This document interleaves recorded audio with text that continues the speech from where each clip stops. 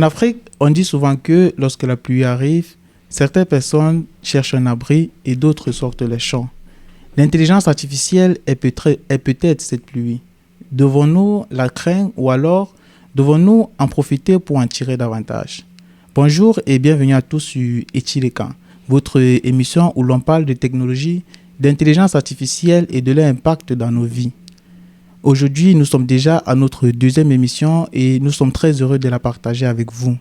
Chaque semaine, nous partageons une actualité tech, nous partageons une astuce tech et aussi nous débattons sur des sujets importants concernant la technologie et le numérique, surtout de ce que cela apporte à notre quotidien. Et justement, le thème d'aujourd'hui nous concerne tous, étudiants, chercheurs, enseignants. Le thème de ce soir est « Faut-il craindre l'intelligence artificielle en milieu scolaire ?» Alors, pour en débattre ce soir, nous avons 3 invités. Je vais commencer à ma gauche avec M. Yanis Emmanuel. M. Yanis Emmanuel, bonjour. Bonjour. Vous allez bien aujourd'hui? Ouais, bien et toi? Très bien, merci. Je rappelle que vous êtes étudiant déjà en 3e année en génie électrique à l'Université Laval et vous êtes également passionné des sciences, de l'histoire et de la politique. Vous avez été diplômé au Cameroun avec un baccalauréat C et vous êtes arrivé au Canada en 2023. C'est bien ça? Exactement. Exactement. Je ne vais pas dire à nos téléspectateurs et auditeurs que vous nous avez déjà zappé une fois. C'est pas. Je vais essayer de cacher cela. Alors, est-ce que déjà en prélude de cette émission, est-ce que l'intelligence artificielle a un impact déjà au niveau de vos études? Je pense que oui, comme tout étudiant dans une société occidentale comme celle-ci, l'intelligence artificielle a de l'impact dans la mesure où on est amené à faire des travaux de recherche, documenter certaines choses, trouver des références et même parfois comprendre des notions que nos enseignants n'ont pas nécessairement bien expliquées. Donc oui, dans ma vie, je rencontre, si je vais le dire comme ça, ChatGPT sur tous les sentiers que je fréquente. Exactement. Et ça a sûrement de l'impact. Merci beaucoup et merci d'avoir accepté notre invitation ce jour. Juste en face de vous, nous avons M. Christian Parfait-Nebor. M. Christian Parfait, bonsoir.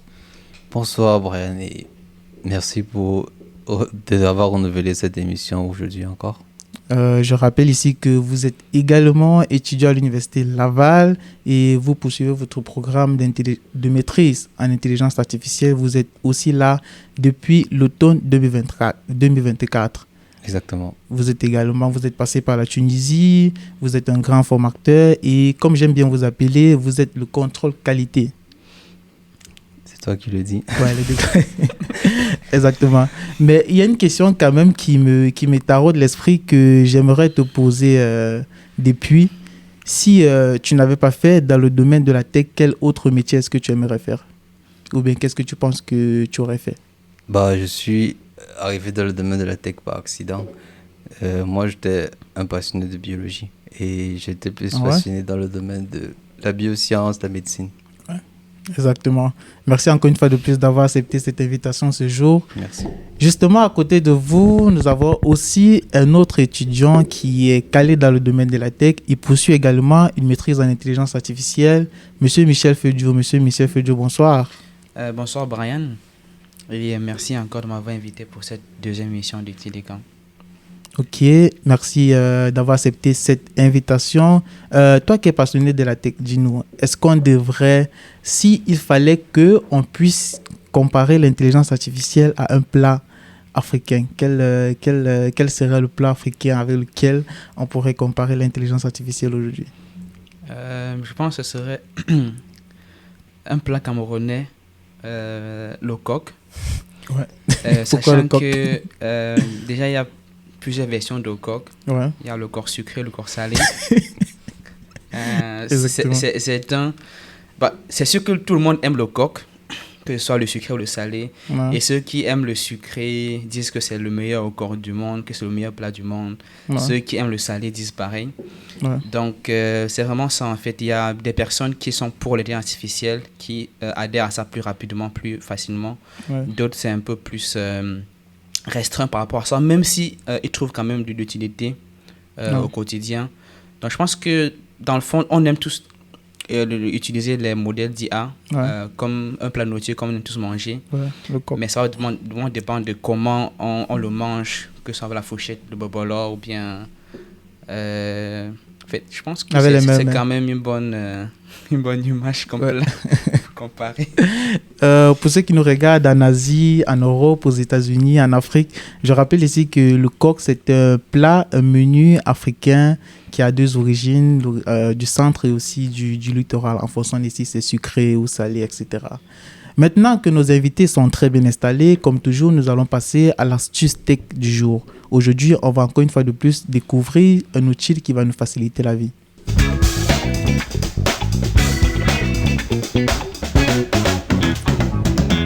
Alors, l'astuce tech aujourd'hui, on présente roadmap.sh. C'est un site web où, si vous avez une passion ou un métier à découvrir, vous n'avez qu'à aller là-bas. Il va vous montrer le roadmap complet pour devenir le profil dont vous souhaitez obtenir. Notamment, par exemple, là, on a le profil de AI Engineer.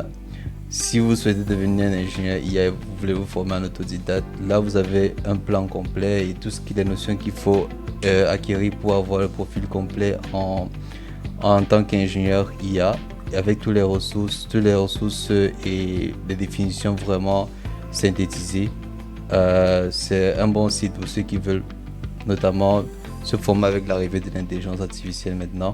En plus, il y a un tuteur IA qui va vous permettre de poser des questions sur le domaine que vous avez sélectionné et avoir des réponses qui correspondent à votre besoin.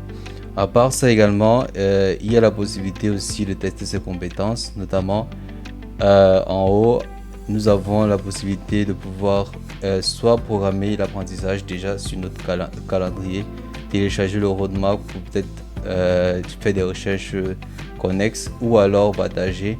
Et la possibilité, c'est de pouvoir faire des quiz personnalisés sur un thème bien donné. Notamment, par exemple, là, j'ai fait l'exemple avec Python, si je voudrais apprendre Python. Et j'aimerais que quelques quiz soient générés sur le contexte. Bah là, j'ai fait un test aléatoire et tout. Ça me génère à peu près une dizaine de questions. Et après, je réponds, j'ai la réponse à mes questions à la fin. Et j'aurai également une note. Là, ça va générer 18 questions. Et c'est vrai que pour le moment, ce que j'ai, c'est une version anglaise de ça. Mais je pense que c'est potentiellement possible d'avoir ça en français avec l'évolution. Mais c'est vraiment un outil à checker et à vérifier, c'est complètement gratuit. Vous pouvez essayer et tout, les questions que ce soit théorique ou pratico-pratique. Et à la fin, vous aurez une note et un suivi, un dashboard de ce que vous avez, votre progression et quelques recommandations de comment vous pourrez améliorer votre apprentissage. Donc là, on pourra voir à la fin le score final. Là, c'était vraiment aléatoire comme réponse pour aller très rapidement. Et c'est vraiment impressionnant la manière dont l'apprentissage se redéfinit avec ce genre d'outils. Et donc, c'était l'astuce à partager pour aujourd'hui. Et on verra à la fin le score et les questions répondues correctement et peut-être des recommandations sur ce qu'il faut utiliser comme ressources pour s'améliorer.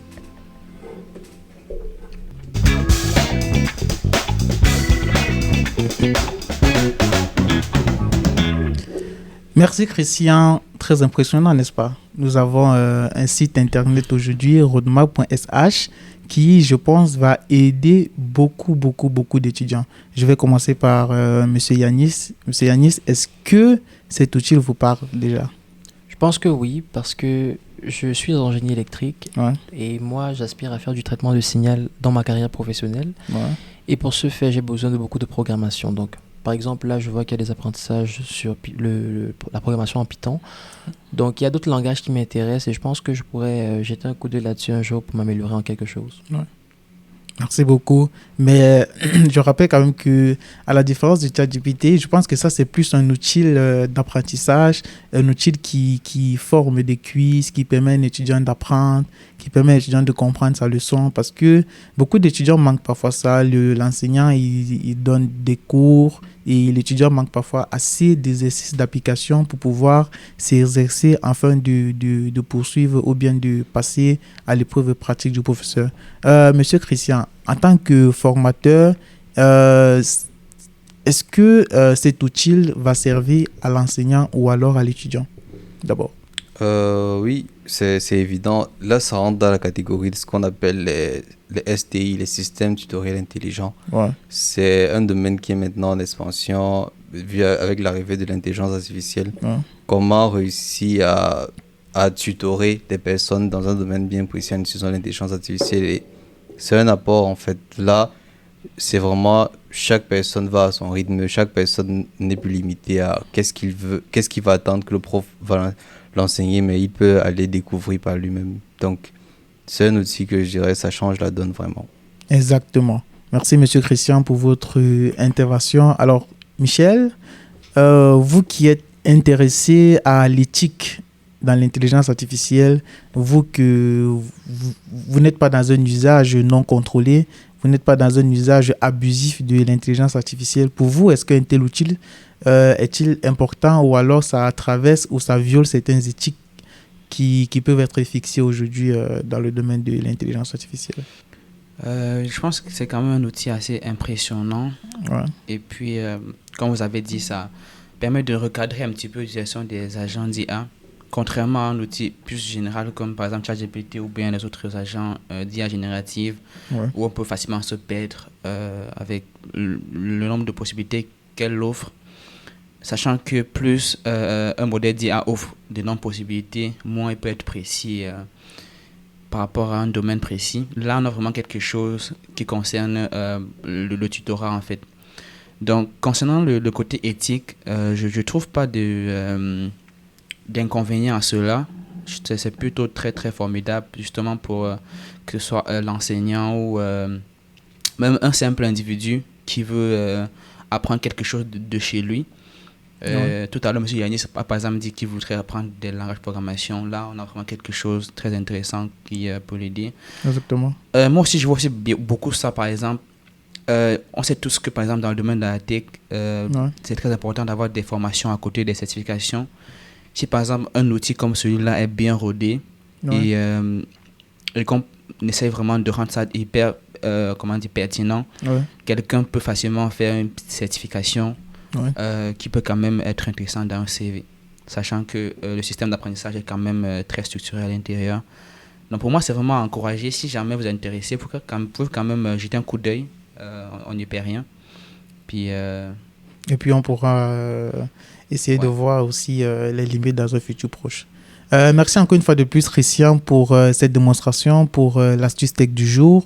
Merci aussi à vous pour vos réactions. Et puisqu'on parle d'intelligence artificielle qui simplifie ici l'apprentissage et la formation des étudiants, essayons maintenant de voir ce qui secoue la planète aujourd'hui en ce qui concerne la tech. Nous allons aller rejoindre Stell pour que Stell nous présente l'actualité tech de la semaine.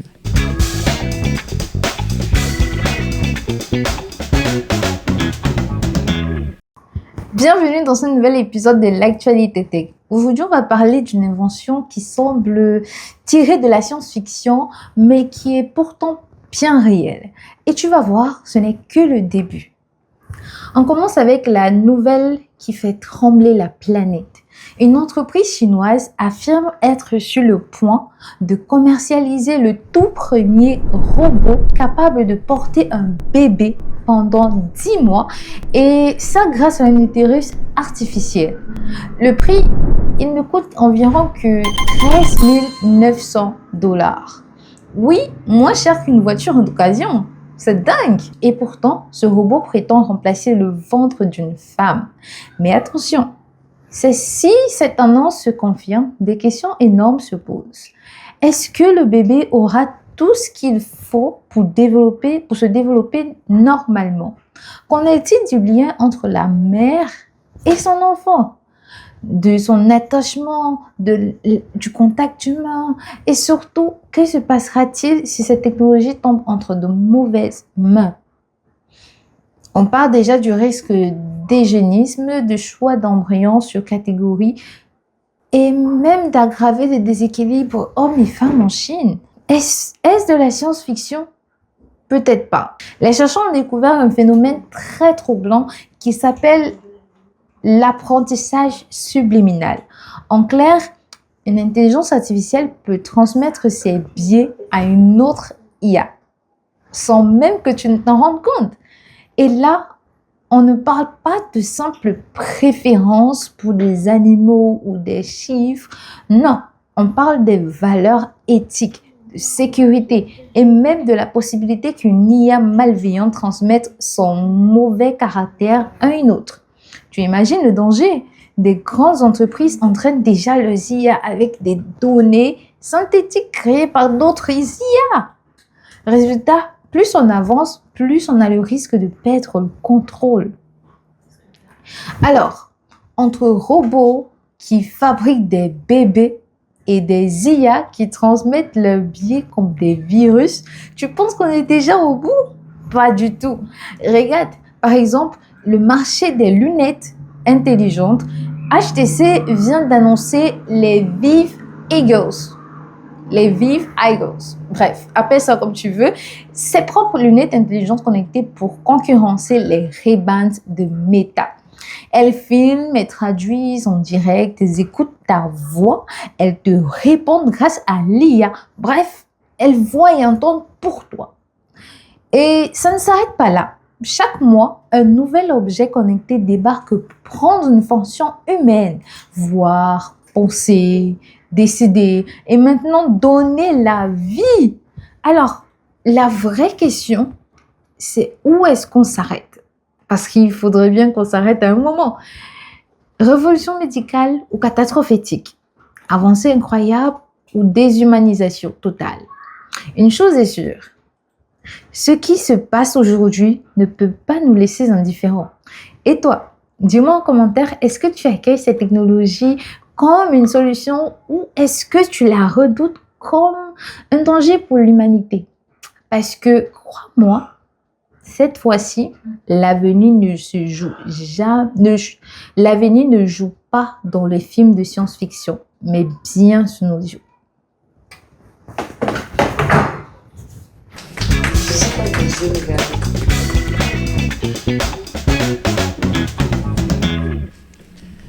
Merci encore une fois de plus, Tel, pour cette actualité tech brûlante de la semaine.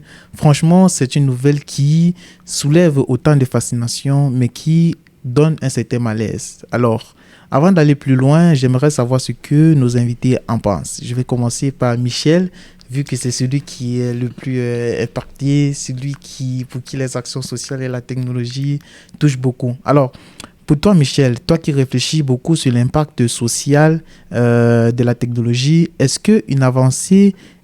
qu'il s'agit là d'une avancée incroyable pour la science ou alors une ligne rouge que l'on ne devrait pas franchir? C'est sûr que les deux ne vont pas ensemble, sachant que la science n'a pas forcément toujours été très éthique. Il faut savoir que dans la science, on cherche toujours à faire l'incroyable, l'extraordinaire. Et très souvent, les scientifiques ont souvent voulu défier la nature, vouloir créer de nouvelles choses encore jamais créées par l'humain. Ça veut dire que, du point de vue de la science, c'est sûr, c'est une très grande avancée, si jamais c'est possible. Mais est-ce que du point de vue humain, éthique, est-ce que c'est une bonne avancée? Là, je dirais qu'il faut vraiment prendre le mal à la racine parce que... Ouais. On sait tous que la phase de développement du fœtus jusqu'à l'accouchement, c'est quelque chose de très très important, même qui symbolise vraiment la nature humaine, l'humanisme en fait. Et on sait tous que pendant l'accouchement, par exemple, la femme transmet des émotions avec le bébé, ça communique. Exactement. Fait moi, comment est-ce que cela peut se transmettre de la machine à un bébé? Je sais pas. Est-ce que quelque chose à questionner quand même. C'est ça. Est-ce que ça va impacter comment seront les bébés qui naissent de cette machine? Mais je pense que avec le monde occidental aujourd'hui, avec les différentes avancées qui se passent, peut-être certains seraient intéressés par ça parce que c'est tout ce que aujourd'hui les femmes très souvent n'ont plus beaucoup de temps pour, par exemple, accorder du temps à leur monde professionnel. Exactement. Tout en étant mère de famille. C'est vraiment difficile pour les femmes aujourd'hui. Ouais. Fait que très souvent, certains se retrouvent à sacrifier leur carrière pour faire 2-3 enfants avant de reprendre. Et c'est souvent mal vu par les entreprises. Ouais. Donc, peut-être pour la femme occidentale, ce sera une solution. Ouais. Mais est-ce qu'elle vaut le coup? Est-ce qu'elle vaut la peine, en fait? C'est effectivement ça la question. D'être prise. Donc, Mais là, je pense qu'il faut sacrifier mais là, je pense quand même que vous êtes en train de se donner un avantage de ça. Parce que moi, je me disais que c'était non, mais il faut toujours regarder quelque chose des deux. En fait, tu peux pas... des deux côtés. Des deux côtés. Moi, je ne faut pas condamner tout ouais, je suis optimiste, je suis ouvert à ça. Je ne sais pas que je suis ouvert à ça, mais j'essaie de voir comment les gens vont l'accepter, comment les gens vont se comporter face à ça, en fait. Sachant que si ça a été créé, c'est pas pour rien. Ouais, exactement. Parce qu'une entreprise, elle est là pour répondre à un besoin, en fait. Un besoin spécifique. Tu comprends? Ils vont pas faire ça juste pour du plaisir. Peut-être, mais très souvent, on veut faire de l'argent, en fait. Ouais. Et donc, le besoin aussi, sûr, il est là. Le besoin est là. Sachant que, vous savez tous, récemment, il y avait l'entreprise en Suisse, je crois, qui proposait la technologie de fermer les corps et il est gardé. Ouais, exactement. Jusqu'à ce qu'une prochaine vie jusqu'à ce qu'une technologie puisse le faire. Peut-être qu'avec l'IA, et avec ce genre de projet, on peut arriver à faire ça. Et ça serait une bonne chose, par exemple. Je ne sais pas encore. Finalement, c'est... En fait, la question éthique est vraiment hyper complexe là-dessus. Mais d'un point de vue, je voudrais pas qu'on sacrifie. Je voudrais pas que mon enfant naisse ou bien grandisse dans ces conditions. Dans ce genre de conditions. C'est ce que je pourrais dire par rapport à ça. Merci beaucoup, monsieur Michel, une fois de plus.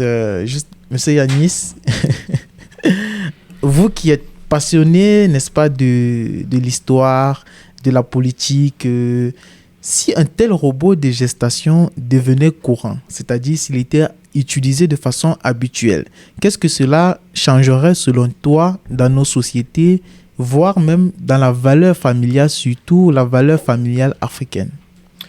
Ok, donc j'aurais des positions qui vont peut-être choquer mes interlocuteurs, mais je ne pense pas nécessairement que des avancées dans ce sens, si on veut bien les appeler avancées, sont nécessairement à rejeter, parce que on vit dans un contexte de capitalisme très très prononcé et comme il l'a rappelé, les femmes qui portent les enfants jusqu'à aujourd'hui ne sont pas nécessairement disposées à donner 9 mois de leur vie.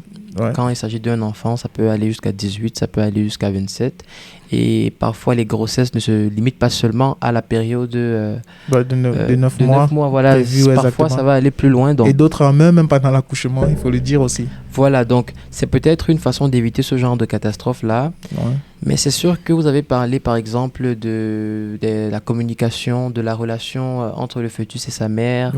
Bon. C'est sûr que moi, je pense qu'il faudra des politiques publiques pour encadrer ce genre de choses parce que sinon, ça va à la dérive. Tout le monde pourra faire un enfant. Mais je pense qu'avec beaucoup de recul, je pense que les politiciens vont faire du bon travail de ce côté. Moi, je leur fais généralement confiance.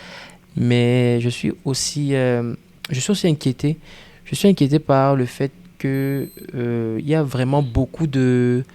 Je trouve que les gens ne prennent pas très au sérieux parce que par exemple dans la vidéo qu'on vient d'écouter on parle d'IA qui s'entraîne déjà entre elles, ce qui peut être un peu alarmant de se dire qu'il y aurait comme un monde parallèle en fait qui vit au-delà de nous et que nous ne sachons pas effectivement c'est ça ce qui s'y trame. Donc je pense qu'il faut à un moment donné s'arrêter et voilà surveiller un peu plus ce qui se passe du côté des intelligences artificielles. Est-ce que c'est encore sous contrôle? C'est une bonne question. Merci beaucoup, monsieur Yanis. Nous allons aller à monsieur Christian. Monsieur Christian, lorsque nous entendons cela, est-ce que tu penses qu'il s'agit là d'une révolution médicale ou plutôt d'un Black Mirror? Est-ce qu'on n'est pas en train de jouer avec quelque chose qui est assez sensible là? Parce que là, lorsque une femme est enceinte, il y a beaucoup de choses qui se partagent, non pas seulement physiques, mais parfois spirituelles, même éthiques entre la femme et l'enfant. Si je dois répondre à la question, en fait, de l'observation de la société et de comment on évolue, nous sommes à la phase de l'évolution humaine où on essaie de répliquer tout ce qui est biologique. Exactement. Déjà, l'avènement de l'intelligence artificielle telle qu'on la connaît maintenant, c'est déjà une réplication qu'on essaie de faire du cerveau humain. Ouais. Et donc, je pense que le CEO de OpenAI disait récemment que les IA ne sont que des cerveaux biologiques, les cerveaux informatiques. Donc, on a nos cerveaux biologiques et là, ce sont des cerveaux informatiques. Et ça fait que ça change en fait le paradigme d'évolution de l'homme. On sera maintenant des hommes qui transportent leur cerveau à la main. Ouais. Ça, c'est pour le volet cerveau. Maintenant, avec aussi l'actualité qui vient aussi, ça veut dire que même nos corps, on va les transporter ou on va les laisser à la maison.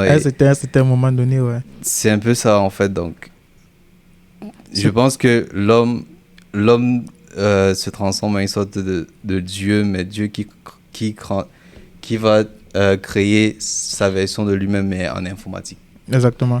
Mais cela va même encore plus loin, M. Christian. Par exemple, on a Wang, le jeune ingénieur que Mark Zuckerberg a dû déplacer de sa start-up pour Facebook, qui a carrément tweeté en disant il ne va pas faire d'enfant tant que Neuralink ne sera pas disponible pour que cela puisse être inséré à son enfant dès le bas âge. Ça, c'est vous. Je sais pas quelle pensée critique est-ce que vous portez par rapport à cela. Il y a certaines personnes qui sont très avant-gardistes par rapport à cela. Parce que c'est sûr que, comme je disais en fait, c'est que l'homme maintenant est une sorte de mini-dieu. Il veut se reproduire en fait. C'est ça l'ambition finale. Ouais. C'est qu'on est capable d'être des créateurs de nous-mêmes. Ouais. Qu'on soit capable de nous créer nous-mêmes. Et donc, c'est bien comme c'est mauvais en fait. C'est vraiment nuancé. L'avantage avec ça, c'est qu'on devient, entre guillemets, beaucoup plus productif, efficace dans ce qu'on fait. Mais l'inconvénient, c'est que on ignore, on commence à être très ignorant de notre fragilité en fait en tant qu'homme. Parce que malgré tout ce qu'on fait en fait, on a en même temps aussi un rôle d'ouvrir plus de voies vers une sorte de fragilité, d'extinction de l'humain à n'importe quel moment.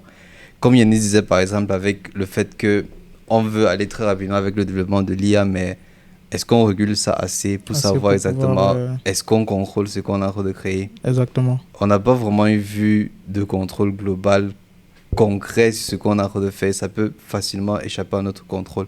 C'est comme aussi avec l'arme nucléaire. Si je vais dans le domaine de l'arme nucléaire, on a voulu aller plus loin dans la construction militaire et on a créé une arme qui est capable de détruire le monde en un claquement de doigts. C'est exactement en fait ça aussi avec l'intelligence artificielle. Maintenant, la régulation et tout. Et maintenant aussi, celui qui va détenir l'IA va aussi pouvoir être celui qui détiendra le monde. Un peu comme c'était avec, c'est une nouvelle guerre. En fait, moi j'allais juste dire que pour moi, dans le fond, ce qui m'inquiète le plus, c'est vraiment la question de transmission de biais, parce que c'est tout ce que, pour faire ce genre d'avancée là, c'est tout ce que pour faire des modèles d'IA hyper performants, ça prend beaucoup de données en fait, en masse. Et vu que c'est très difficile et ça coûte cher de chercher des données potables, la pratique de transmettre les données en gardant le biais. C'est ça, exactement. C'est ça en fait qui rejoint le fait que Yannis disait tout à l'heure que on s'en va vers la création d'un monde parallèle en fait parce qu'on ne contrôle pas ces biais qui se sous-traitent entre les IA. Sachant que plus de temps passe, plus on utilise l'IA. Comme Christian a dit tout à l'heure, il a utilisé une figure de style, mais qui avait l'air banal, mais qui est vrai parce que dans le fond, vu qu'on n'accorde plus beaucoup de temps à réfléchir par nous-mêmes, ça veut dire qu'on a l'impression qu'on porte un deuxième cerveau qui réfléchit à notre place. Et si ce deuxième cerveau-là déjà porte des biais qui ne sont pas contrôlés, et qu'on lui fait confiance, parce qu'aujourd'hui on fait confiance assez facilement aux IA génératives, où est-ce qu'on s'en va en fait? Est-ce que c'est à nous-mêmes humains de nous dire je vais utiliser l'IA pour telle chose, mais je peux pas franchir telle ligne, parce que même si on fait des régulations en fait, tant que chacun a l'accès à l'IA, il peut en faire ce qu'il veut en fait, sachant qu'on a des IA génératives comme ChatGPT, il peut l'utiliser pour faire des devoirs, l'utiliser pour demander des conseils, pour parler à une fille ou des trucs comme ça. Mais c'est vraiment, je pense, c'est que chacun qui doit vraiment garder son côté éthique là, de savoir jusqu'où il peut aller. Pour venir au problème du robot avec la femme, C'est cette femme-là qui se dit, je ne veux pas sacrifier ma carrière pour faire un enfant moi-même. Qui va décider de le faire en fait? Est-ce que c'est tout le monde qui doit le faire parce que c'est possible? C'est ça la question. Donc chacun doit vraiment savoir jusqu'où. Ouais. Merci bien, Monsieur Michel, encore pour cet ajout d'idées. Je pense qu'on aura l'occasion de débattre notamment sur l'éthique et l'intelligence artificielle parce que je pense que cela va déjà un peu dans tous les sens. N'importe qui essaye de faire une course contre la montre, notamment les GAFAM et les géants de la tech. Merci bien à tout le monde pour vos réactions et nous allons directement passer au débat du jour.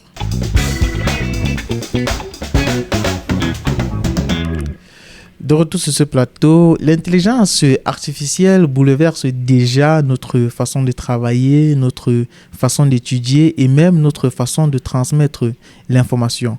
On voit apparaître aujourd'hui plusieurs outils tels que ChatGPT, Copilot, des assistants d'écriture, des assistants de correction, de recherche et qui deviennent même déjà notre compagnon dans l'apprentissage. Comme le disait en titre, aujourd'hui le débat de ce soir concerne: est-ce qu'il faut craindre l'intelligence artificielle dans le domaine de l'éducation? Et étant donné que nous sommes dans le domaine de l'éducation, je vais commencer par Monsieur Michel pour qu'il puisse déjà nous dire c'est quoi l'intelligence artificielle pour qu'on puisse connaître les fondements et puis les bases.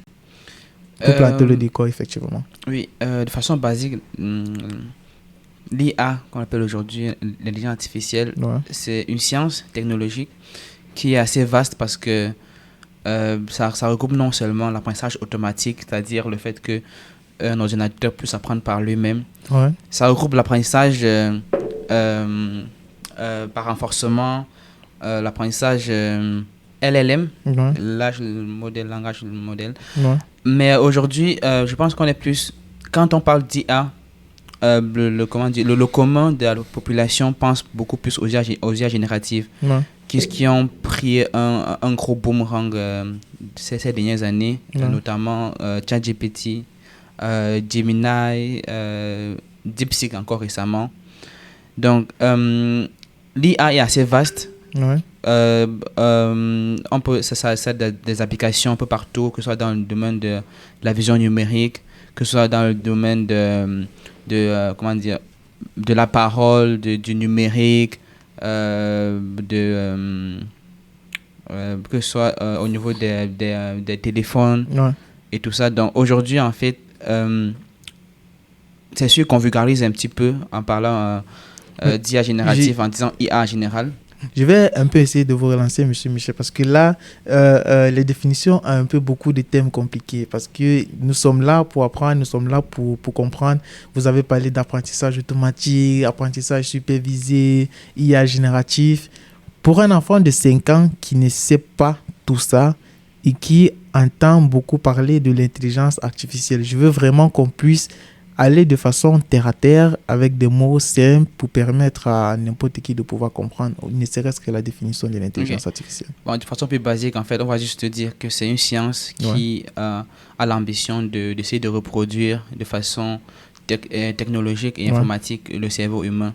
Donc, c'est juste une façon de penser du cerveau humain avec des capacités de calcul et de réponse plus avancées, plus rapides, mais de façon numérique, en fait.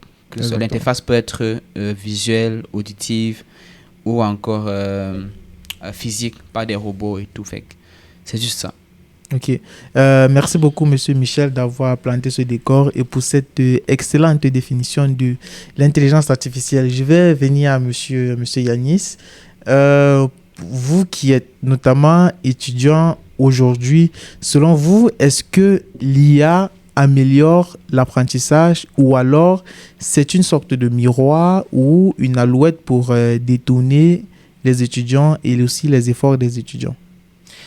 Moi, je vais être très clair. Moi, je pense qu'il faut créer de l'IA en milieu éducatif parce que... Ça, c'est choc quand même. Oui, non, mais il faut le dire. Il faut le dire parce que aujourd'hui, en fait, j'ai l'impression que les étudiants en général, parce que là, si on peut aller un peu loin, on peut aller jusqu'au primaire, mais on va se limiter à l'université. J'ai l'impression que les étudiants font de moins en moins d'efforts. Parce que depuis l'arrivée de l'IA en milieu scolaire, c'était une façon à peu près d'institutionnaliser la tricherie. Ouais. Donc, les étudiants vont faire des rapports avec ChatGPT. Moi, j'ai été auxiliaire d'enseignement ici à l'Université Laval et j'ai corrigé des rapports qui étaient complètement faits par ChatGPT. Ouais. C'était bien sûr le zéro. Mais c'est ça. Donc, oui, je ne dis pas que l'IA en milieu scolaire a des apports bénéfiques. Non. Loin de moi l'idée de prétendre que l'IA ne serait pas utile. Ouais. Mais j'ai l'impression que si on veut vraiment aller avec le pour et le contre, on va se rendre compte que beaucoup vont plus adhérer à la facilité et les tâches humaines que dans les dernières années, les dernières décennies, on était vraiment capable de faire, c'est-à-dire écrire par exemple, chercher. Ouais. J'ai l'impression qu'avec l'IA, surtout l'IA générative, on démissionne en fait. C'est-à-dire que je pense que dans la prochaine décennie, on aura moins d'écrivains. On aura moins de chercheurs parce que les gens vont se dire mais pourquoi écrire un texte, pourquoi écrire un roman alors que ChatGPT peut faire 40, voilà exactement, et en peu de temps. Et de façon différente même en plus. Exactement, et ça va dans tous les domaines de l'éducation jusqu'en musique. Moi j'ai récemment vu des gens qui ont produit carrément des albums au complet avec l'IA générative, mais les gens qui étudient en musique et qui s'attardent à étudier les notes de piano et de violon, on fait comment de deux en fait? Est-ce qu'on les met à la poubelle ou alors comment est-ce qu'on fait en fait pour continuer à valoriser leur travail et dans le milieu éducatif et à la sortie du milieu éducatif, donc pour ce qui est de l'insertion professionnelle. Donc, je pense qu'il va falloir craindre un peu l'IA de ce côté et moi j'en appelle aux politiciens encore de réguler un peu tout ça. Mais est-ce que là vous n'êtes pas en train de faire preuve d'un certain conservatisme? Parce que chaque époque nécessite une certaine évolution. Est-ce que là, on ne peut pas qualifier ça de peur d'évoluer? Est-ce qu'on ne peut pas qualifier ça de peur d'avancer? Oui, bon, certains pourront le dire, que c'est du pessimisme ou c'est du conservatisme. Effectivement. Mais moi, je pense que il faut vraiment être très cru sur cette question-là, de savoir qu'est-ce qu'on gagne et qu'est-ce qu'on perd. Oui, l'IA améliore la productivité, on est capable par exemple de faire ses devoirs plus rapidement. Exactement. Plutôt que d'aller sur Google et taper « c'est quoi la réflectométrie ?» On est capable d'aller sur ChatGPT. ChatGPT va faire le tri pour nous. Mais la vérité, c'est que ce n'est pas seulement ce que les étudiants font. Ce que les étudiants font en majorité, c'est « Hey, ChatGPT, j'ai tel devoir qui porte sur tel sujet et vraiment, je ne sais pas trop quoi dire. Est-ce que tu peux écrire un texte qui ressemble à un texte humain pour que je puisse remettre à mon enseignant ?» Ça, c'est la réalité de beaucoup d'étudiants. Et moi, je pense que, quelque part, en fait, si on veut continuer à croire, en fait, aux systèmes d'éducation qui ont été mis en place et qui ont pris d'ailleurs beaucoup d'efforts à mettre en place, il va falloir faire attention à l'intelligence artificielle. Attendez, non, parce que là, vous êtes en train de soulever un point qui est quand même assez clair, mais j'essaie quand même de vous relancer par rapport à un point que vous venez de soulever. Est-ce qu'on ne devrait pas plutôt apprendre à maîtriser cet outil ou alors apprendre à encadrer cet outil que de la diaboliser plutôt? Parce que là, vous êtes en train de diaboliser une certaine évolution d'une certaine ère. Non, Brian, je ne suis pas en train de diaboliser l'intelligence artificielle. Non. Ce que je dis, par contre, c'est comme le capitalisme. C'est-à-dire qu'on a dit aux gens, non, on va vous donner des conseillers bancaires, on va vous donner des ressources pour apprendre à gérer votre argent et tout. Mais on se rend compte que plus de la moitié des citoyens sont encore sous la dette. Et ça, c'est parce que la consommation est sauvage. C'est la même chose avec l'intelligence artificielle. Oui, on pourra dire, oui, on va t'apprendre à utiliser l'IA et tout. Mais à la fin de la journée, quand les gens sont tout seuls, ils vont succomber devant leurs faiblesses. C'est-à-dire que quand ils vont vouloir faire des devoirs, est-ce que vous pensez vraiment que si un étudiant, on va faire un séminaire à l'Université Laval sur l'utilisation de l'intelligence artificielle, mais est-ce que vous pensez vraiment que lorsque un étudiant, pour une fois, aura fait un devoir, il l'aura remis sans avoir été démasqué, vous pensez vraiment qu'on va pouvoir l'éduquer sur l'IA? Moi, je pense qu'il faut des mesures fortes. Il faut de la restriction, il faut la police. Voilà, c'est ça, il faut la police. J'allais vous poser une question, en fait. Est-ce que un étudiant du niveau universitaire, conscient qu'il est vraiment là pour ses études et pour apprendre, est-ce qu'un étudiant digne de ce nom aurait besoin qu'on le regarde? Parce que quand tu es à l'université, en fait, tu es là pour apprendre. tu aurais dit ça pour le primaire, par exemple. Pour le secondaire, j'aurais dit, au secondaire, on apprend aux gens à apprendre, en fait. Il y a le maître qui est là pour suivre l'évolution éducative de la personne, pour l'encadrer. Dans le fond, quand on est étudiant, on est plus dans la recherche, même si tout le monde parle dans la recherche, mais on est là pour apprendre, en fait, pour se spécialiser sur un domaine précis. Donc, je me dis que, comme j'ai dit tout à l'heure, depuis tout à l'heure, c'est que chacun sait ce qu'il veut, en fait, dans la vie. Chacun sait ce qu'il cherche. Si quelqu'un est à la quête du diplôme, ou bien si quelqu'un veut passer du temps à la fac pour le fun, pour plus tard dire que j'ai fait la fac, même s'il n'y a pas l'IA, en fait, je pense que depuis des années, il y en a qui ne prennent pas leur éducation au sérieux. Donc, hormis même l'IA, il y en a qui trichaient aussi par d'autres moyens. Tu comprends? Donc, je pense que même l'IA pourra peut-être aussi nous aider aussi à réguler l'éducation des gens, en fait. Je veux dire quoi? Et avant, en fait, les gens pouvaient tricher facilement lors des examens officiels. Aujourd'hui, avec l'IA, on peut réguler en sorte que ça ne se produise pas, en fait. Ça veut dire, même si tu prends ta formation à la légère, que tu ne t'entraînes pas bien, lors de l'évaluation, on peut prendre des mesures fortes pour vraiment vérifier si tu composes de toi-même. Donc, je pense qu'au niveau de l'université, pour moi, on ne devrait pas se plaindre de l'IA, en fait. C'est chaque étudiant qui doit vraiment être conscient de ce qu'il cherche. Même qui étudie l'IA ou pas, il doit être assez mature pour prendre ses décisions. Merci bien, monsieur Michel. Je pense que là, vous avez anticipé sur la question que je devais vous poser juste après.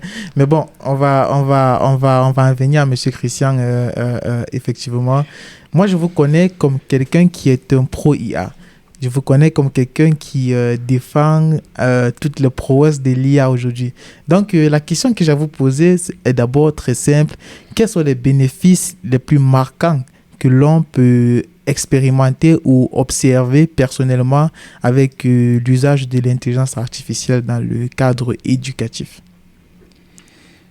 Bon, pour répondre à la question, je vais essayer d'abord de revenir un peu sur ce que mes co-panélistes ont dit, notamment sur le fait que l'IA redessine la manière dont l'éducation va se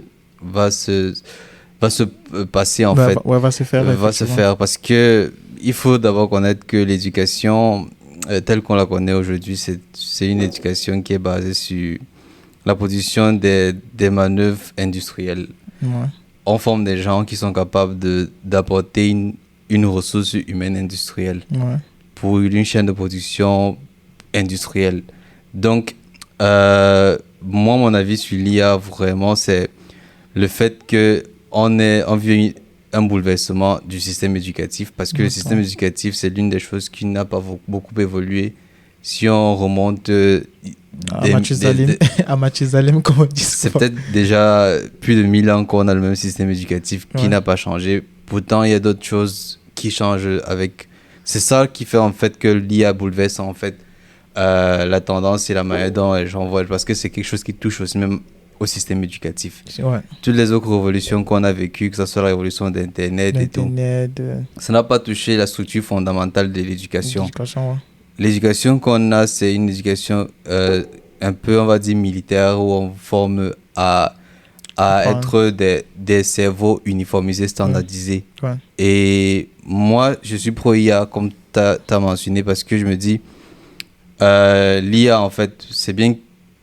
Yanis a bien recadré. Là, je veux vraiment parler dans le cadre universitaire, parce que je suis un pro-IA, mais un pro-IA avec restriction. Je me dis que donner des outils d'IA à un enfant ou quelqu'un qui n'a pas encore des bases sur certains domaines, c'est vraiment juste le rendre plus, excusez du terme, idiot. Donc je suis plus un pro-IA pour quelqu'un qui a déjà gagné une certaine autonomie d'apprentissage et qui a déjà une conscience de ce qu'il veut faire dans la vie. Et il ne veut pas avoir forcément à attendre. Donc c'est plus vraiment aux politiciens de changer le système éducatif, de donner maintenant la possibilité à chacun de pouvoir aller vers, comme c'est un mot de Idriss Abekand que j'utiliserais, c'est un conférencier un peu célèbre sur YouTube qui parle souvent des scientifiques, comme par exemple Thomas Edison, qui tu sais ce qu'on appelle la méthode ingénieuse. La méthode ingénieuse consiste à faire des choses par essai et échec. Elle est capable de, si je suis confronté à un problème, je veux trouver une solution à ce problème, j'essaye d'être solution. Ce qui fait que ça ouvre l'esprit à une certaine créativité et aussi ça fait en sorte qu'on ne répète pas les mêmes erreurs que d'autres personnes avant ont peut-être ont eu à faire. Ouais. Certes, il y aura une répétition en termes de peut-être qu'on va aussi tomber sur les mêmes erreurs qu'ils ont fait, mais on pourra aussi trouver des solutions qu'ils n'ont pas trouvées que de reproduire les mêmes solutions qu'ils ont l'habitude de faire, donc uniformiser la méthode rigoureuse qui a été faite. L'exemple ou l'anecdote qui se prend généralement, c'est Thomas Edison, vous le connaissez sûrement, le scientifique qui a fait l'ampoule. Exactement. Ça. Quand il recrutait ses ingénieurs, ce qu'il faisait, c'est que il leur faisait passer un test. Le test, c'était de savoir, de calculer le volume d'une ampoule. Ouais. Et la majorité qui était le système éducatif normal vont sortir des formules mathématiques et tout calculer, mesurer et tout. Et pourtant, la méthode simple qu'il attendait, c'était qu'il puisse remplir l'ampoule de l'eau. Ouais, exactement. Moi, c'est exactement ça que j'ai pensé. Moi aussi, je sais pas pourquoi. Moi, de façon naturelle, j'ai pensé à ça aussi. Mais c'est sûr que quand on nous a appris à l'école de calculer le volume, quand on nous apprend à l'école à calculer le volume de quelque chose, on crasse, on dit on doit vérifier la forme et tout, la surface, et quelle est la hauteur. C'est ça qui fait que parfois ça limite en fait les possibilités d'exploration d'une personne. Ouais. C'est sûr que moi je dirais que ce qui maintenant dans le pratico-pratique, ce qui devrait changer dans l'éducation maintenant, c'est vraiment de pouvoir changer la manière d'évaluer les étudiants. Si on sait déjà qu'ils vont aller, parce que on veut aussi les mettre sur le même pied d'égalité, parce qu'il y a parmi les étudiants maintenant qui n'utilisent toujours pas l'IA. Il y a d'autres qui utilisent de l'IA. Il y a d'autres qui utilisent l'IA de la mauvaise manière, comme par exemple l'exemple que Yannis disait que tu peux aller dire que je ne connais rien sur cette exercice, je veux que tu fais un peu sorte humain et donne-moi une réponse. Ça, c'est la méthode paresseuse. Il y a d'autres qui ont déjà une idée de ce qu'ils veulent faire. Ils font des recherches, ils ont accès à l'information plus rapidement à eux et ils vont pouvoir synthétiser tout ça, structurer correctement et tout, et avoir un rendu correct qui est une contribution entre l'IA et lui-même, et qui a aussi la responsabilité éthique de pouvoir énoncer que j'ai utilisé l'IA. Avoir l'honnêteté intellectuelle de dire j'ai utilisé l'IA pour cette partie, telle partie. C'est que moi je suis un pro-IA pour ceux qui sont responsables dans l'utilisation, mais je n'encourage pas la paresse. Je sais que ça sera quelque chose d'inarrêtable maintenant, et ce sera plus quelque chose qu'il faut que du côté des enseignants, on essaie de s'adapter en évaluant d'une manière différente. Notamment si, je me rappelle une autre anecdote, je me rappelle dans mon établissement où j'étais en Tunisie, nous on avait des examens de programmation qui duraient normalement 1h30. Moi j'étais en 4e année quand la fête de l'intelligence artificielle a commencé à venir sur le parcours de 5 ans. Et les évaluations, ça se passe en première, deuxième année. La programmation, c'est C++. Et l'examen, c'est 1h30. On a un problème à résoudre. On doit coder et de A à Z le projet et terminer ça dans les 1h30 qui se placent. Mais maintenant, quand moi j'étais en 4e année, on entendait le fait que les étudiants de première et deuxième année utilisaient maintenant l'IA pour faire la programmation, pour coder pendant les examens pratiques. Et ils ont fait remonter ça jusqu'au directeur général. Lui, c'est un type qui est assez particulier. Et lui, il a dit que si vous venez vous plaindre que les étudiants utilisent l'IA, c'est que vous ne faites pas des bons épreuves d'examen. C'est à vous de changer la méthode dont vous évaluez les étudiants. Si auparavant, avant l'IA, c'était du codage qu'il fallait augmenter la difficulté. Maintenant, s'il faut qu'ils développent une application, ils vont développer l'application en C++. Parce qu'avant, c'était une simple... C'est ça, lui, il était de ce point de vue-là. Et moi, je partage son point de vue sur ça. C'est que c'est à l'enseignement de s'adapter maintenant pour pouvoir permettre quand même qu'il y ait toujours cette équité entre étudiants. Mais aussi favoriser que si vous avez quelqu'un qui vous permet de faire des tâches de base, alors vous allez faire quelque chose de plus grand. Merci bien, Monsieur Christian. On comprend très clairement que vous êtes un pro-IA qui défend beaucoup l'usage de l'intelligence artificielle. Mais à côté de vous, on a notamment Monsieur Michel aussi.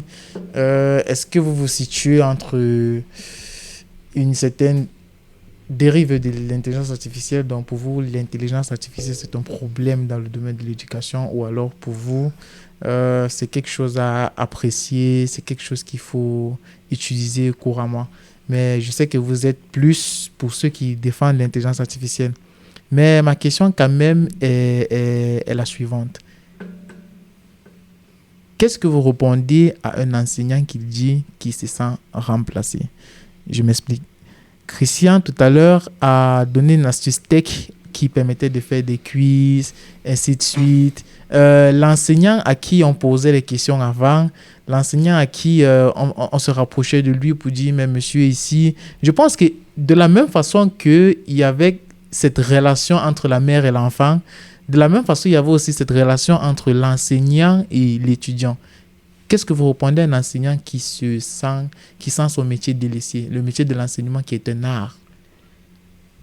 Justement, j'apprécie le fait que tu insistes sur le fait que être enseignant, c'est de l'art, parce que malheureusement, sur 100 enseignants, on va retrouver presque 97 qui sont juste des enseignants, qui utilisent des méthodes standards pour enseigner, c'est-à-dire donner le support de cours, venir expliquer. Vous avez les statistiques, vous avez les preuves.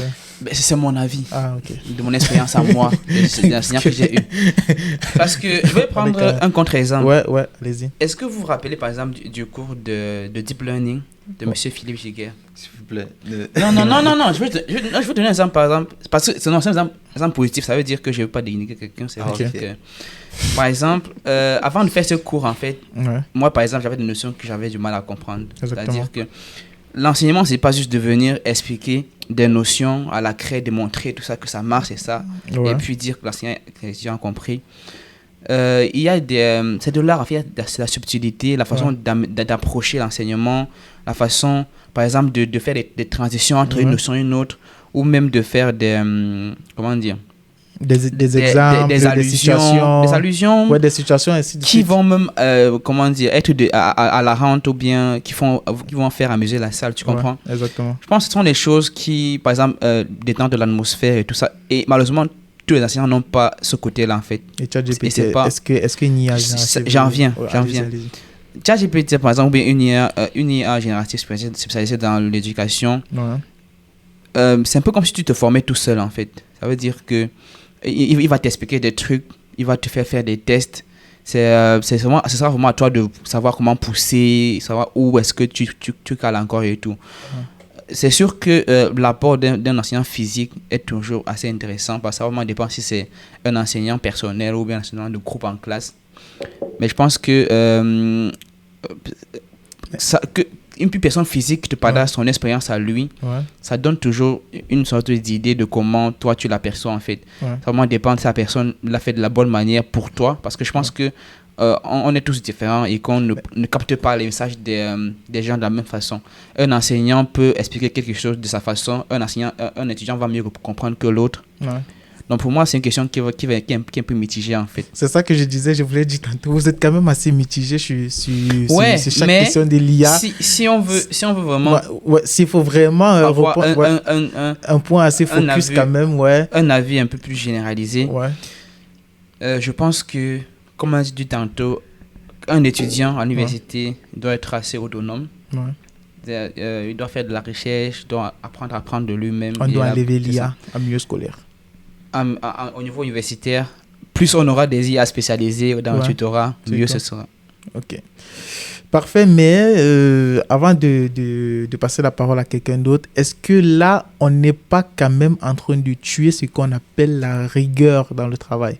Je pense que Yanis l'a soulevé tantôt. Est-ce que là, on n'est pas en train de tuer ce qu'on appelle la réflexion? Est-ce qu'on n'est pas en train de retarder le fait de réfléchir? Parce qu'il y a certains étudiants aujourd'hui, il faut le dire, ils ne veulent pas réfléchir, ils ne veulent rien mentionner, ils ne veulent rien faire carrément.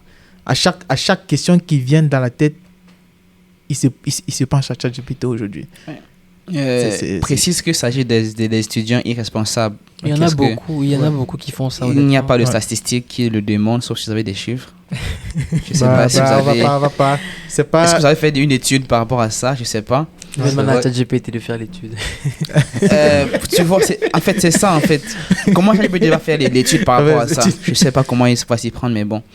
Je pense que la plupart de moi, en tout cas, concernant mon entourage, il y a quand même une utilisation. C'est sûr que c'est une réalité. Assez... C'est sûr que c'est une réalité. C'est sûr. Partons du postulat que c'est une réalité. Ok.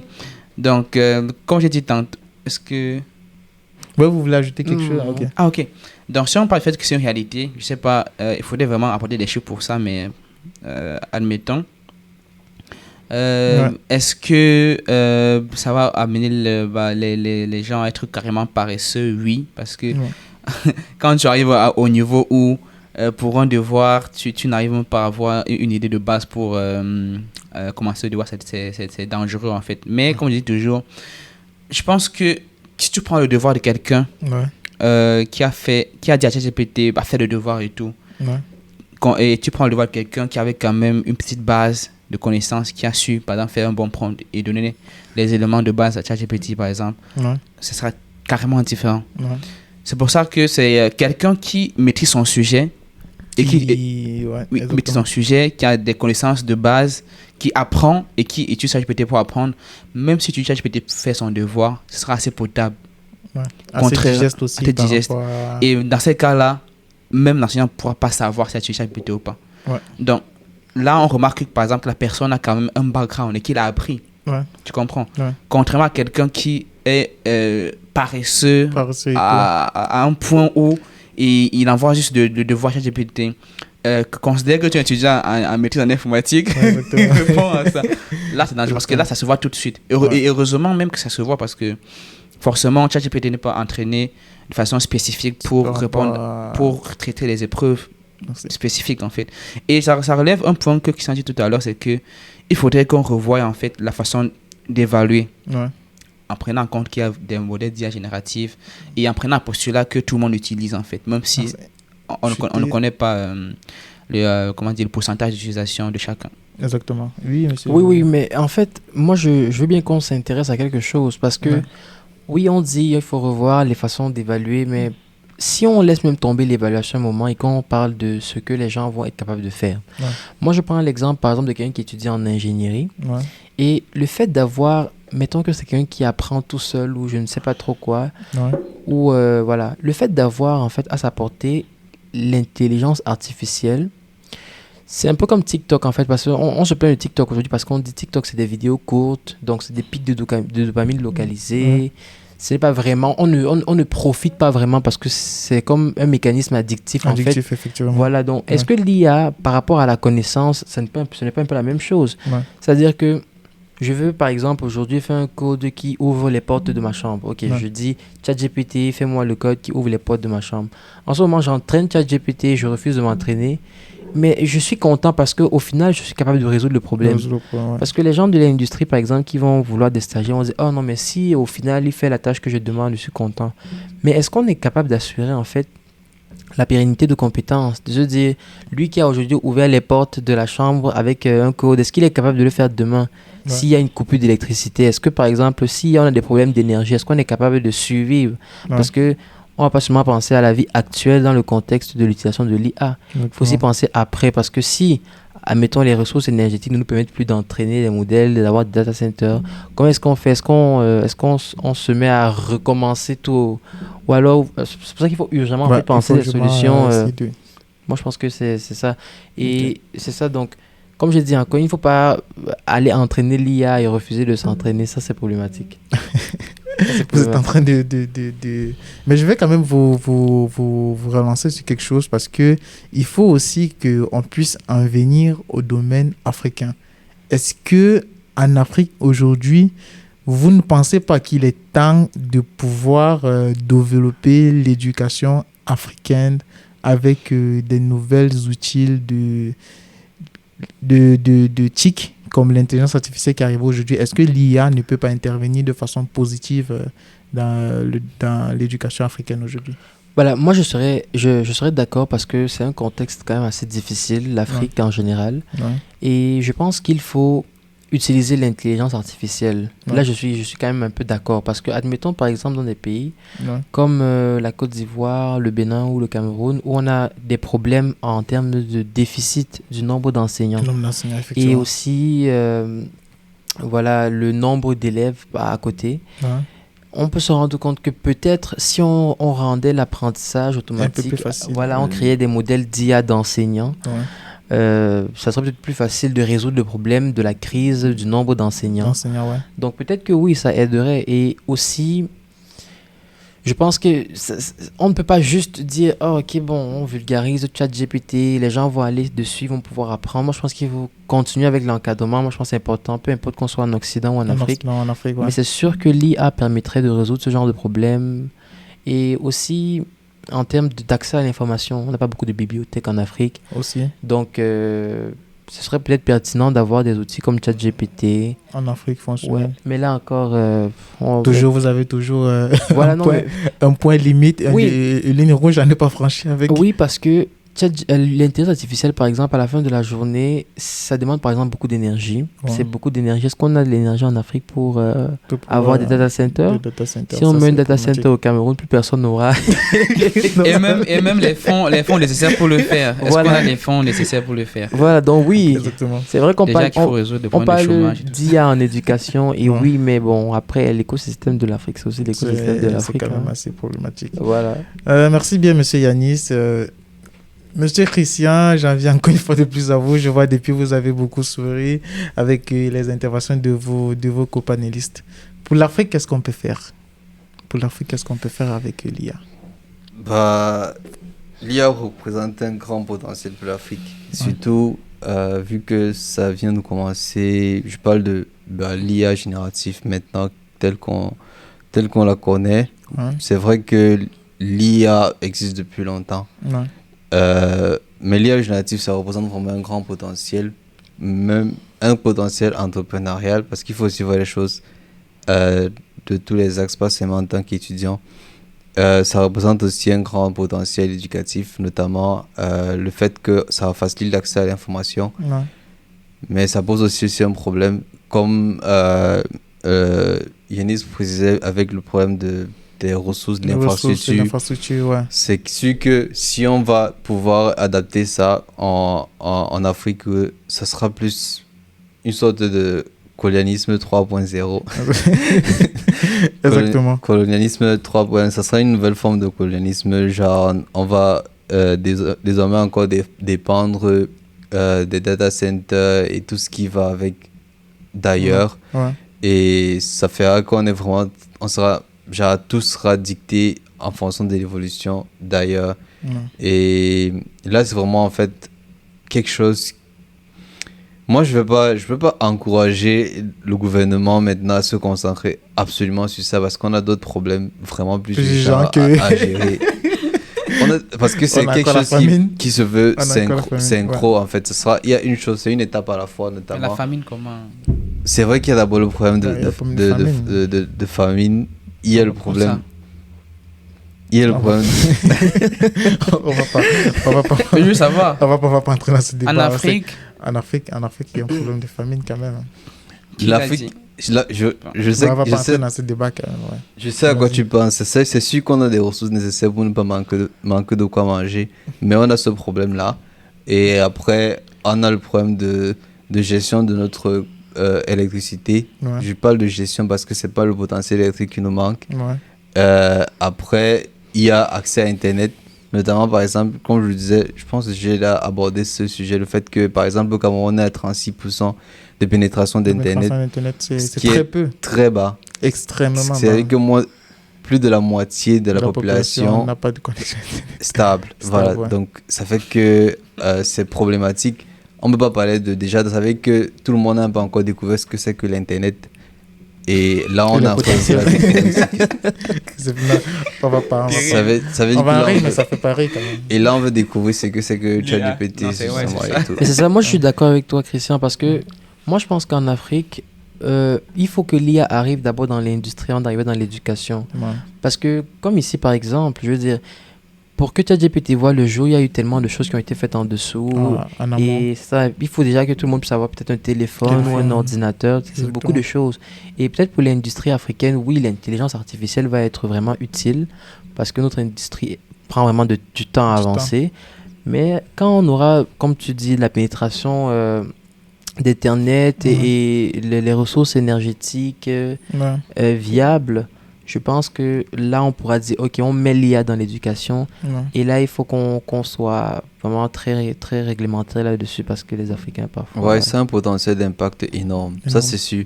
Ça va vraiment de la politique d'évolution de nos leaders africains. Et une fois que tout est bien pensé, c'est un potentiel d'impact énorme. Ok. Merci bien, Monsieur Christian. On va revenir à Monsieur Michel rapidement pour ces quelques mots. Monsieur Michel, aujourd'hui, l'intelligence artificielle est disponible en plein potentiel en Afrique. C'est-à-dire que l'intelligence artificielle est utilisée de la même façon en Occident qu'en Afrique. Bonnes conséquences ou mauvaises conséquences? Quels peuvent être les impacts? Si c'est positif, veuillez nous les donner. Et quels peuvent être les impacts négatifs aussi? À l'heure actuelle? Ouais, à l'heure actuelle. Disons que l'IA, l'Afrique a l'Internet, l'Afrique n'a plus faim, l'Afrique a de l'eau, l'Afrique a de l'électricité. C'est au conditionnel, si on considère? On a juste savoir. Parce que... Ouais, c'est ça. Disons que l'Afrique a son plein potentiel aujourd'hui avec l'IA. Quels peuvent être les changements? Quelle peut être la différence? Si on prend l'Afrique avant, après, la pénétration ultime de l'intelligence artificielle. J'ai envie de dire que si on est dans un conditionnel où on considère qu'on n'a pas de problème d'électricité, de technologie, ça veut dire c'est plus l'Afrique dont on parle finalement. Ouais, mais regardez. C'est quelle phrase ça? Mais c'est ça parce que... Non. Je vais vous donner la portée de votre réponse aujourd'hui. Je vais vous donner la portée de la réponse à laquelle vous allez apporter à cette question. Les États-Unis ont déjà investi 500 milliards de dollars dans l'intelligence artificielle. L'Union européenne est à 300 milliards aujourd'hui. Vient ensuite la Chine et le Canada. La Chine vient en deuxième position, ensuite l'Union européenne et enfin le Canada. La réponse que vous allez donner à cette question peut permettre au gouvernement et aux politiques de pouvoir investir dans le domaine dans lequel vous faites aujourd'hui. Donc, l'Afrique aujourd'hui a son plein potentiel en intelligence artificielle. Quelles peuvent être les conséquences? Je pense que la question a été répondue par Christian. Ouais. Comme il a dit, il y a des problèmes beaucoup plus urgents à résoudre. Je vois Monsieur Michel, vous n'êtes pas en train de répondre à ma question. Quand vous dites, je vous comprends, en fait. Ouais. Mais est-ce qu'on doit mettre en priorité, même si ça va apporter des bonnes choses, est-ce qu'on doit mettre ça en priorité actuellement? Vous n'êtes pas en train de répondre à ma question, Monsieur Michel. C'est quoi? Peut-être c'est vous qui l'avez posé. Je peux reformuler peut-être la question. Allez-y, peut-être. Dans l'hypothèse où on est déjà en investissement flagrant sur l'intelligence artificielle en Afrique, quel serait l'impact possible? Ah, ok. Vous n'allez pas dire que vous n'avez pas compris. Allez-y, je sais que vous... Non, tu veux dire quoi? Allez-y. Bon. Si jamais on a les ressources pour le faire, actuellement, je pense qu'en Afrique, on est très susceptible. Que ce soit au niveau de la religion, on est toujours dans l'exagération, en fait. Pendant que, par exemple, le blanc prie quand c'est nécessaire pour évoluer dans sa vie. Nous, on passe, par exemple, tous nos dimanches, toutes nos semaines à l'église. Ou sinon, dans les bars, ou bien, par exemple, avec les technologies qui arrivent comme TikTok, c'est toujours nous qui passons des 8 heures dessus. Donc, je pense qu'on est hyper sensible en Afrique par rapport à tout ce qui est technologie, changement, ou bien tout ce qui est qui peut impacter de façon intense la vie d'un être humain, en fait. Donc, je me dis actuellement, sachant qu'on a déjà un problème de gestion dans tous les domaines en Afrique, c'est sûr que ça va forcément booster, par exemple, l'environnement industriel. Ça va aussi impacter aussi l'environnement éducatif et autres là. Mais est-ce qu'il ne faut pas d'abord régler le problème de gestion avant de prendre l'IA pour mettre en avant? Parce que si on donne la technologie, en fait, et qu'on reste dans le même système de gestion, on ne pourra pas encadrer, en fait, sachant que même si en Occident, c'est assez difficile à encadrer avec quand même une assez bonne gestion de ce secteur d'activité. Est-ce qu'on pourra encadrer ça? Sachant que déjà, on n'en arrive pas à mettre des restrictions par rapport à l'utilisation des plateformes comme TikTok, ou dans certains pays, il y a des restrictions, par exemple, à l'accès avec l'âge et tout ça. Chez nous, les jeunes filles, les jeunes enfants, ils perdent beaucoup de temps de leur vie qu'ils auraient peut-être dû utiliser pour leurs études. est-ce qu'on aura cette capacité-là de bien gérer, en fait, cette intégration? Donc, je pense que ça à prendre vraiment avec des pincettes. Et je préfère vraiment, comme Christian l'a dit tout à l'heure, qu'on mette vraiment les priorités sur le plus important. Quand on aura atteint un certain niveau de gestion, de niveau de vie, peut-être on pourra y penser. Et aussi même, je pense qu'avec le mindset africain aujourd'hui, donner l'accès à l'IA à son plein potentiel, je pense pas que ce serait une très bonne idée. Sachant que je viens de parler en fait du fait qu'on est un peu trop souvent dans l'abus, dans on est hyper sensible à ce genre de choses. Fait que la jeunesse, je pense pas qu'il y aura un bon encadrement pour ça. Il faudrait d'abord qu'on essaie d'évoluer, que ce soit au niveau de la gestion, au niveau du mindset. Monsieur, mais il y a une chose que j'aimerais rajouter, c'est que si jamais on arrive quand même à avoir l'IA à son plein potentiel, ça peut quand même réguler un problème de mindset, en fait, de se dire qu'on est à la même table, par exemple, que l'Occident en termes de technologie. Peut-être ça peut aussi impacter positivement aussi, tu vois, concernant parce que si on avait fait ça veut dire qu'on a quand même eu une bonne gestion pour arriver à l'implanter, en fait. Donc, la question, pour y répondre, c'est quand même assez flou. Je veux que ceux qui nous écoutent puissent mieux comprendre votre réponse, parce que vous avez quand même assez détaillé chaque point que vous avez eu à mentionner. Aujourd'hui, l'Afrique est à son plein potentiel avec l'intelligence artificielle. Qu'est-ce que l'Afrique en bénéficie? On va aller peut-être à 3 exemples. Premier tiré, qu'est-ce que vous dites? L'avancée industrielle, 2, forcément. 2, l'accès facile aux connaissances. Pourquoi? Parce que, par exemple, en Afrique, par exemple, il y en a qui ne savent pas encore parler leur langue maternelle. Par exemple? Si, par exemple, on a un système qui nous permet de l'apprendre depuis chez nous, depuis notre maison, ça, c'est pas intéressant. Ça peut être intéressant, par exemple, parce que malheureusement, en Afrique, on ne connaît pas notre propre histoire. On ne connaît pas l'histoire de notre grand-père, de notre grand-mère. Exactement. Ça, un point peut clé, aider par exemple, à mettre aux yeux du monde l'histoire de l'Afrique. Parce que malheureusement, l'histoire de l'Afrique a été racontée par les autres. Ça veut dire que c'est ça qui joue aussi, en fait, au niveau de notre mindset. C'est que c'est souvent bien après, parce que c'est pas forcément inclus dans notre éducation. Notre éducation actuellement, par exemple, a été préfabriquée par l'Occident, par exemple, pour nous garder dans un système qu'ils ont bien moulé pour nous, là. Ça veut dire, si par exemple on a des agents IA adaptés au contexte africain avec notre histoire nous-mêmes, je pense que ça peut être une bonne idée finalement de le faire. Exactement. Et finalement, je pense que je l'encourage très très fortement, parce que ça pourrait marquer finalement la révolution africaine. Exactement. Merci beaucoup, Monsieur Michel. Il ne nous reste plus beaucoup de temps. Vous aurez chacun 1 minute 30 secondes pour donner clairement votre position concernant l'usage de l'intelligence artificielle en milieu scolaire, et vous aurez 1 minute, dans les 1 minute 30 aussi, vous pourrez en une phrase justifier votre position. Je vais commencer par M. Yanis. Donc moi je pense qu'en ce qui est du milieu académique, l'intelligence artificielle c'est un potentiel, surtout du côté des enseignants, parce qu'ils vont peut-être mieux préparer leurs cours et ils vont peut-être avoir des techniques. Du moins, on a parlé de ça. Il y a certains qui n'ont pas les techniques d'enseignement nécessairement innées, mais donc ils pourront peut-être avoir du support pour ce qui est de la transmission des connaissances.